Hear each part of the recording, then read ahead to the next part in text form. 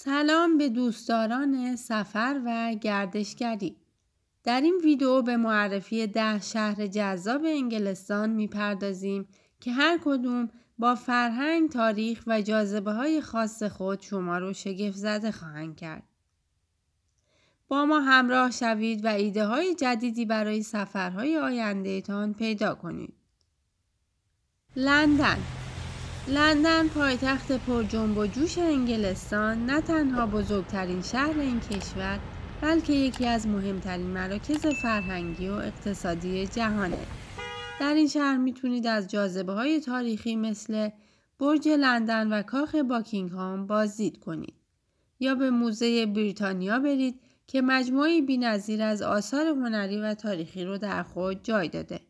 همچنین خیابان‌های آکسفورد به عنوان یکی از معروف‌ترین خیابان‌های خرید در دنیا تجربه‌ای فراموش نشدنی برای خریداران فراهم می‌کنه. زندگی شبانه لندن نیز بسیار پرشوره و شما میتونید از تئاترهای وست‌اند، بارها و رستوران‌های بین‌المللی لذت ببرید. باز شهری زیبا و تاریخی در جنوب غربی انگلستانه که به خاطر حمام‌های رومی و معماری گرجی شهرت داره. شما میتونید در حمام‌های رومی شنا کنید و حس کنید که به دوران باستان برگشتید.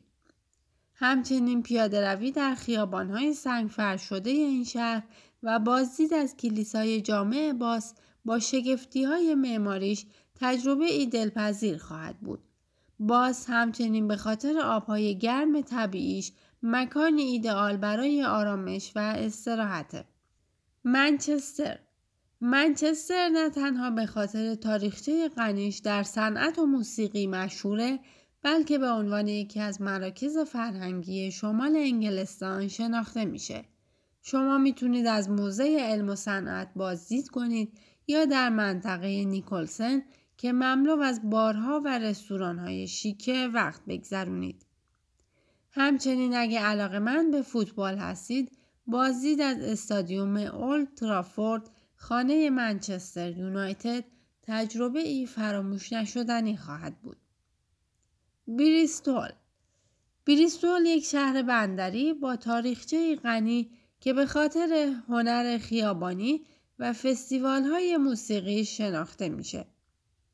پل کلیفتول با طراحی بی‌نظیرش و مناظر زیبا از رودخانه آون یکی از جاذبه‌های دیدنی این شهره. همچنین موزه دریایی بریستول اطلاعاتی جذاب درباره تاریخ دریانوردی ارائه میده.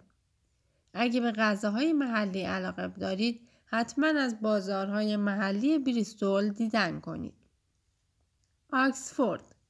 آکسفورد خانه دانشگاه آکسفورد یکی از معتبرترین دانشگاه‌های جهانه.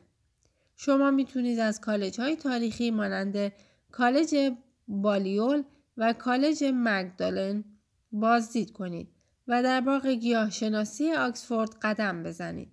همچنین موزه تاریخ طبیعی این شهر با نمایشگاه‌های جذاب شما رو شگفت زده خواهد کرد. آکسفورد به خاطر کافه‌ها و کتاب فروشی‌هاش نیز مشهوره که فضایی دلنشین برای مطالعه و آرامش فراهم می‌کنه. کمبریج با کانال‌های زیبا و کالج‌های تاریخیش مقصد ایدئال برای عاشقان تاریخ و علمه. شما میتونید با قایق در کانال‌ها قایق سواری کنید یا در پارک‌های زیبای این شهر استراحت کنید. بازدید از کتابخانه دانشگاه کمبریج و کلیسای جامع سنت ماری نیز تجربه‌ای فراموش نشدنی خواهد بود. همچنین فستیوال‌های فرهنگی متنوعی در این شهر برگزار میشه که نشون دهنده زندگی پویای فرهنگی اونه.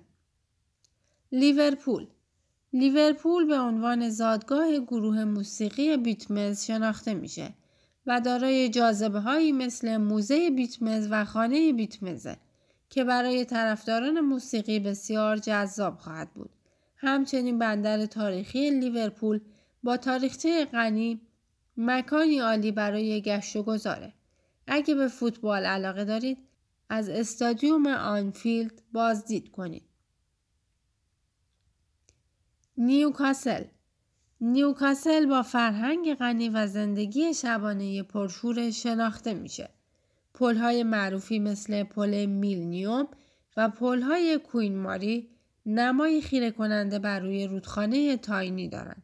همچنین نیوکاسل به خاطر رستوران‌ها و بارهای متنوع شهرت داره که تجربه بی‌نظیر رو برای گردشگران فراهم میکنه.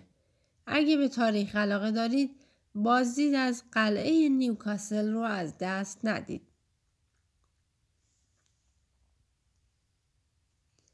چستر یک شهر تاریخی با دیوارهای رومی و خیابانهای زیباست.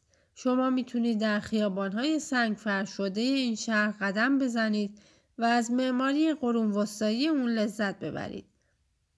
بازدید از کلیسای جامع چستر و باغ وحش چستر که یکی از بهترین باغ وحش‌های بریتانیا است، تجربه‌های فراموش نشدنی خواهند بود. کاردیف پایتخت ولز به خاطر قلعه کاردیف با تاریخ غنیش و موزه ملی ولز که مجموعه‌ای از هنرهای زیبا رو در خود جای داده مشهوره. زندگی شبانه در کاردیف بسیار پرجنب و جوشه و فستیوال‌های مختلف فرهنگی در این شهر برگزار میشه که تجربه جذاب برای گردشگران فراهم میکنه. همچنین سواحل زیبای ولز در نزدیکی کاردیف فرصتی عالی برای گشت و گذار در طبیعته.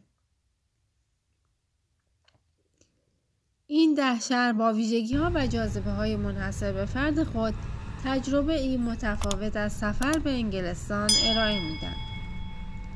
ممنون که تا انتهای این ویدیو با ما همراه بودید.